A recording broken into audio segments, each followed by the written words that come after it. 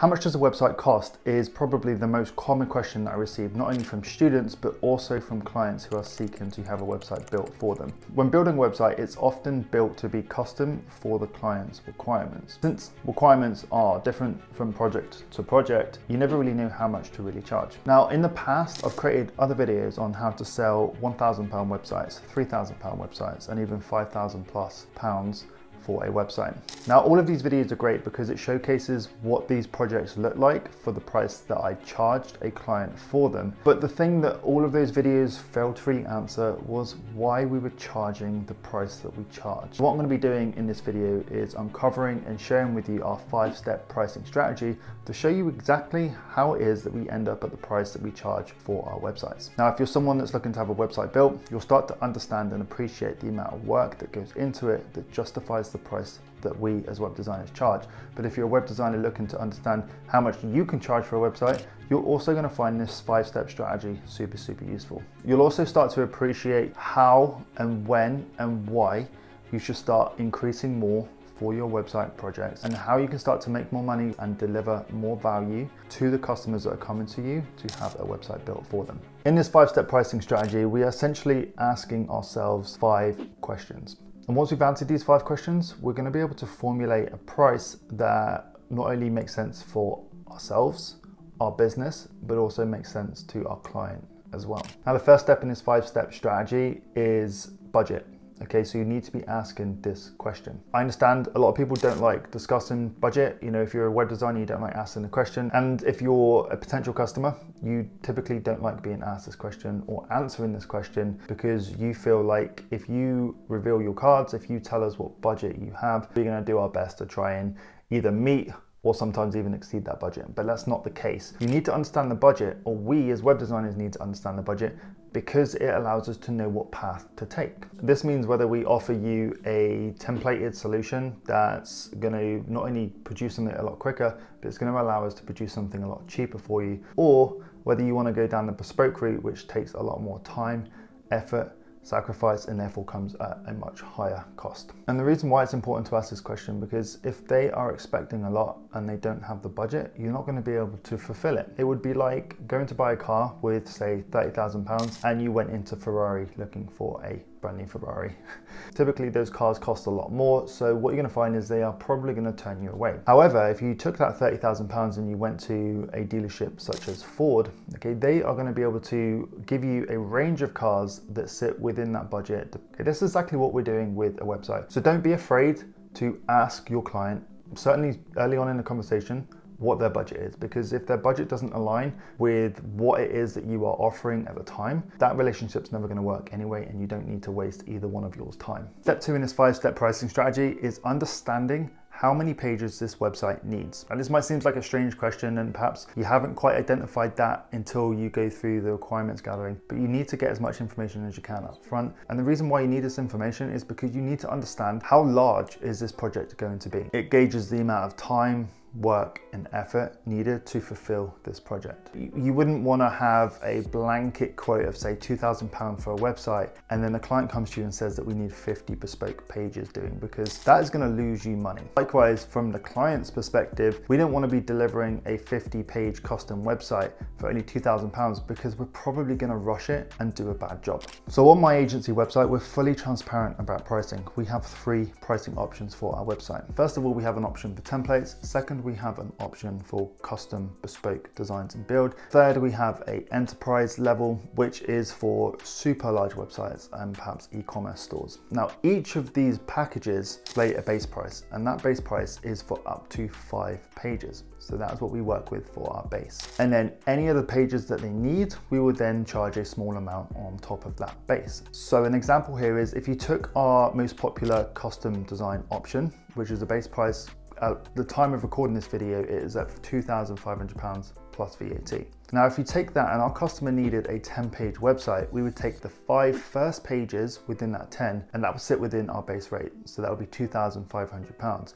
For the remaining 5 pages, we would charge an extra £200 per page. This means for the 10-page custom page website, we end up with a price of £3,500. The base rate covers us for things like setup, the design and the initial build for those 5 main pages, and it becomes a much simpler process to start bolting on additional pages depending on the complexity, which is why we can charge a lower cost for each one of those pages. So if you did end up with a 50-page website like our example earlier, you could then price that initial base rate and you'll have an additional price for all the remaining pages, so you can price accordingly. Now that is where we are at within our business at the moment. If you're just getting started as a web designer, you might want to lower that price to appear more attractive to your customers and to deliver in line with the value that you are offering at the moment.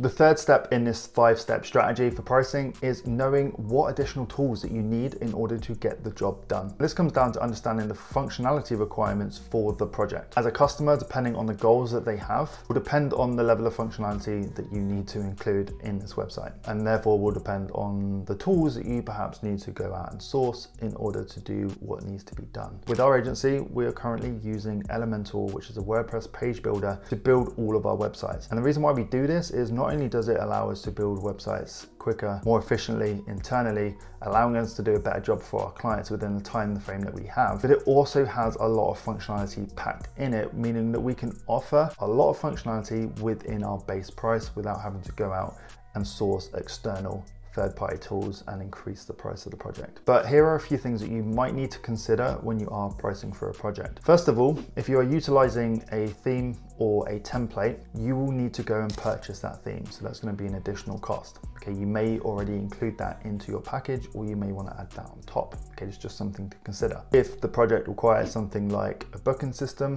you may want to either develop that yourself, and therefore you're going to need to include development time and development costs, or you could go and purchase a plugin that has all of that development included for you, but you'd still need to take the cost of that plugin into consideration as well. Also consider things like automation. If you're hooking anything up via Zapier, there's development time there to make that connection. If, for example, you are connecting your website to a CRM, okay, there needs to be time taken into account in order to achieve that too. So for example, if you're looking to have a hotel website built, for example, and you want an internal booking system in there, just be prepared to pay for the design, the website, and then have an additional cost added onto that base price so that booking functionality can be included. Step 4 in this 5-step process is understanding the time frame for delivery. This is actually something that most people don't consider, and in fact something when I got started, when I was getting started in the early days of my career, I certainly didn't take this into account and it stung me.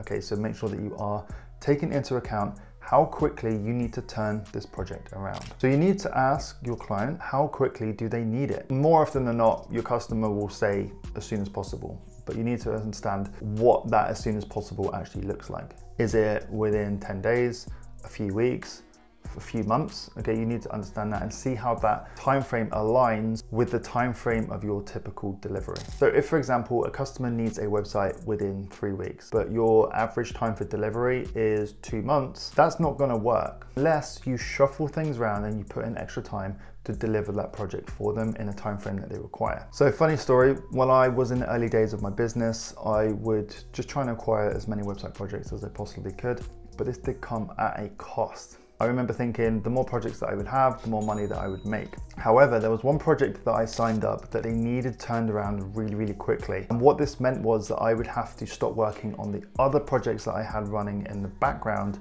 in order to fulfill the needs of this one individual client. Now, I didn't charge them any more for this. And as a result, the other projects that I was working on slipped, and I ended up delivering one of those late, which is not what you want to do. So don't make that same mistake. There will be a level of compensation that a client or customer should pay in order to have something delivered really, really quickly. Same thing goes for delivery when you're ordering something online. If you want it quicker, it's gonna cost more. You can accommodate this. For me, what I tend to do is add 10 to 20% onto the top of the whole price if they want it delivered quickly outside of our average time frame. Now, depending on whether it's closer to 10 or closer to 20, will depend on the severity or how soon they really need it. Okay, the fifth and final step within this 5-step strategy is just knowing your experience and your value. You need to understand how much experience you have as a web designer and how much value that you're able to bring to your customer, because the more value that you can bring to your customer, you have the right to charge more for it.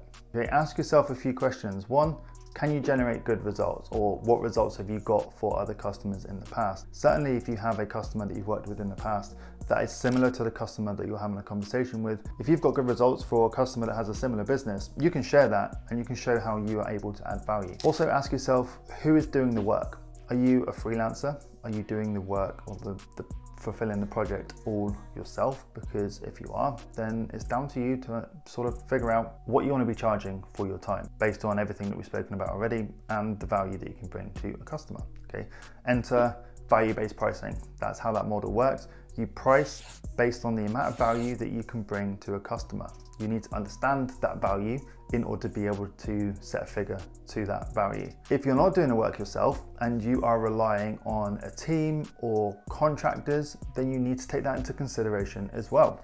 You need to work out how much are these contractors charging you as the web designer or the project fulfiller, and you need to then work that into the quote. Okay, so there's another thing that you need to consider there. You don't, as a web designer, want to quote your customer a fixed amount and then work out that your contractors are charging you a lot more and you are then losing money or not making any profit at all, because you're still going to have to put time and effort into the project, whether it's talking to the customer, going to meetings, doing research, all of those things. It still takes time, so you should be paid for it. Now also, as a web designer, okay, with this whole approach, with this 5th step, you need to be realistic. No problem if you haven't ever delivered a website to a client before, but just take that into consideration.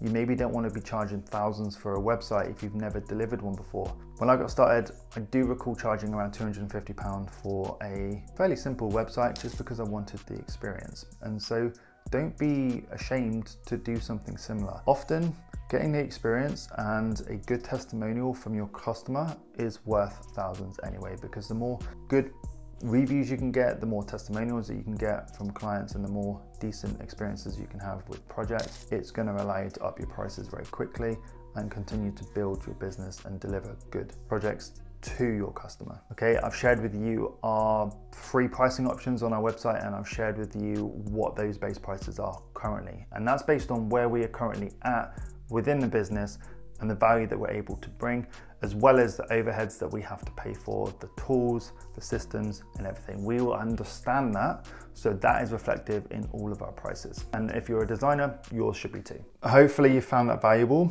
Now, if you're a website designer, I'm sure that you can take this pricing strategy and start pricing better for your projects, or at least you can now have an idea of what you should be pricing based on everything we spoke about and where you are in terms of experience in your career and how much value that you're able to deliver. If you are a potential customer looking to get a website developed, hopefully you can now appreciate the amount of time, effort, and work that goes into delivering such a website project, and you'll get a better understanding of why we price. Now, I appreciate you taking the time to watch. If you have found it valuable, please do give it a thumbs up. There's an end screen coming up now with more valuable content for you to go and check out. I appreciate you. Have a great day, and I'll see you in the next video. Bye.